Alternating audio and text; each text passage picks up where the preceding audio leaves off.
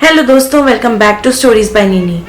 विक्रम हमेशा से ही सिंगल रहना चाहता था, लेकिन कहते हैं ना, जो होने में लिखा होता है वो तो होकर ही रहता है। तो जानते हैं कि विक्रम की शादी कैसे हुई और किससे हुई।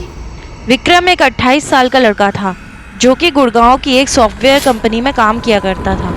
विक्रम स्वभाव से ही थोड़ा इंट्रोवर्ट था, यानी कि वो ज़्यादा लोगों से मेलजोल नहीं रखता था और उसके दोस्त भी बिल्कुल कम थे। वो ज़्यादातर ऑनलाइन ही रहता था और ऑनलाइन चैट करता था।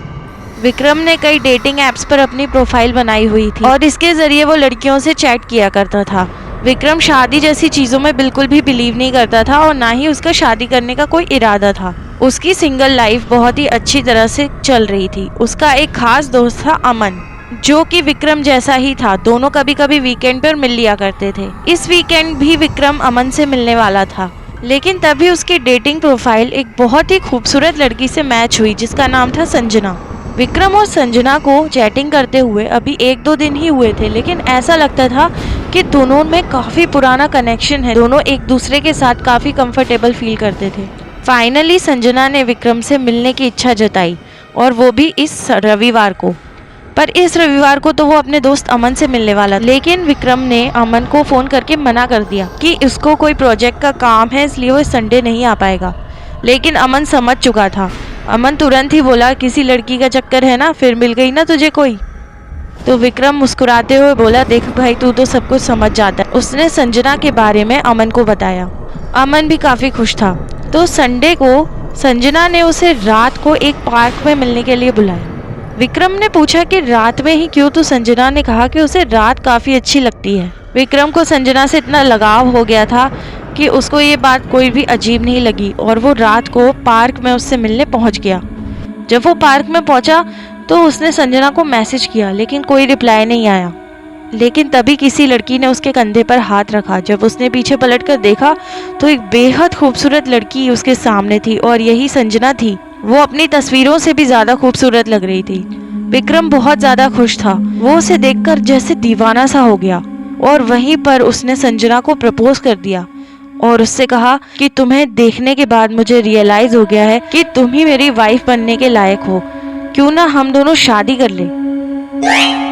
इस पर संजना बोली, हाँ क्यों नहीं, शादी कर लेते हैं, लेकिन शादी आज रात को ही करनी होगी। विक्रम थोड़ा चौंक गया, आज रात को, लेकिन हमारे पेरेंट्स को नहीं बताएंगे।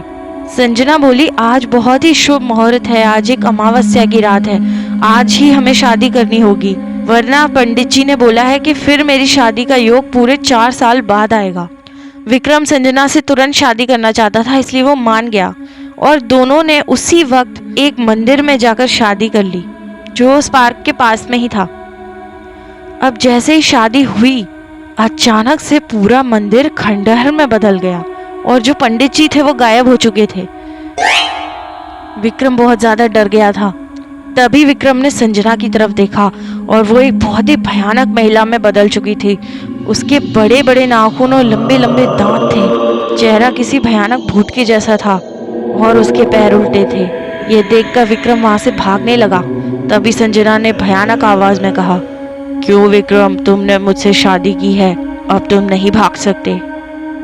विक्रम मंदिर से भागा जा रहा था और उसने अमन को फोन किया, उसे जल्दी पार्क की तरफ बुलाया। तभी उसने पीछे मुड़कर देखा तो संजना पूरी तरह एक चुड़ैल में बदल चुकी थी और उसके पीछे आ रही थी। विक्रम भागता रहा। तभी थोड़ी देर बाद उसे अमन की कार दिखाई दी। विक्रम उसके पास पहुंचा और अमन को सारी बात बताई। अमन को कुछ समझ नहीं आया। उसने विक्रम को अपनी कार में बिठा दिया और उसे उसके घर छोड़ दिया। उसने विक्रम से बोला, देख, मुझे लगता है कि शायद तुझे कोई भ्रम हुआ है, ऐसा कुछ भी नहीं होता, तू आराम कर, कल सुबह हम डॉक्टर के पास जाएंगे और तेरा चेकअप करवाएंगे। विक्रम ने उसे बहुत समझाने की कोशिश की, लेकिन अमन नहीं माना। थक हार कर विक्रम सो गया और अमन वहां से चला गया। अब आधी रात को विक्रम को किसी के पायलों की आवाज़ सुनाई दी और वो उठ गया और उसने देखा कि सामने संजना खड़ी थी और संजना उससे बोली, अब मैं तुम्हें छोड़कर कहीं नहीं जाऊंगी, अब हमारी शादी हो चुकी है। विक्रम का डर के मारे बुरा हाल हो गया और वो जोर जोर से रोने लगा। तो ये थी आज की horror story. Thank you for listening.